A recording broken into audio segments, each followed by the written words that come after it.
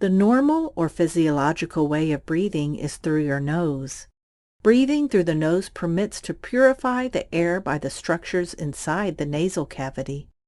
In that way, the air entering into your naso- and oropharynx, your throat, is not going to heavily affect the lymphoid tissue in the adenoids and tonsils, which is the last barrier to catch harmful particles in the air before it reaches your lungs.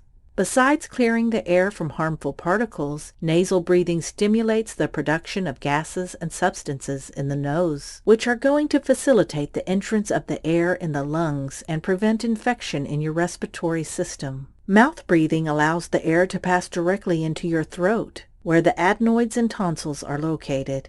In that way, the air entering into your body through your mouth has not previously been purified, and the lymphoid tissue in the adenoids and tonsils become the first defensive barrier against the harmful particles contained in the air. As a consequence, that lymphoid tissue overgrows, occupying a large volume of your throat. That makes more difficult for the nasal breathing, and you make a habit of breathing through your mouth. In order to breathe through your mouth, your lower jaw has to come down, as well as your tongue has to rest on the floor of your mouth. Breathing through the nose is the correct way, and so the tongue is able to rest on your palate, stimulating a normal growth and development of your upper jaw. Conversely, when you breathe through your mouth, your tongue has to descend and protrude. At the same time, the pressure of your cheeks increases, pushing the upper jaw inwards. So the growth and development of your upper jaw is negatively affected, resulting in a narrow and high palate. The upper dental arch acquires a V shape instead of being a rounded dental arch. Therefore, your teeth do not have space to properly align.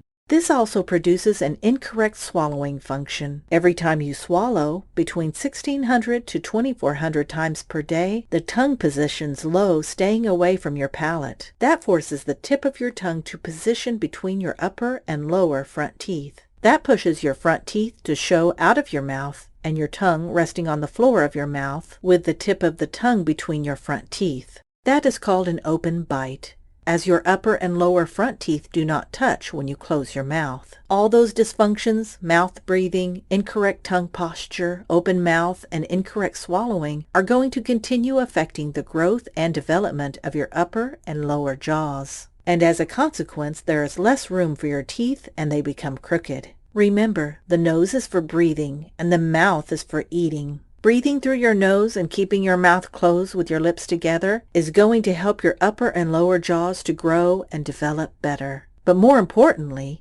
it makes you healthier.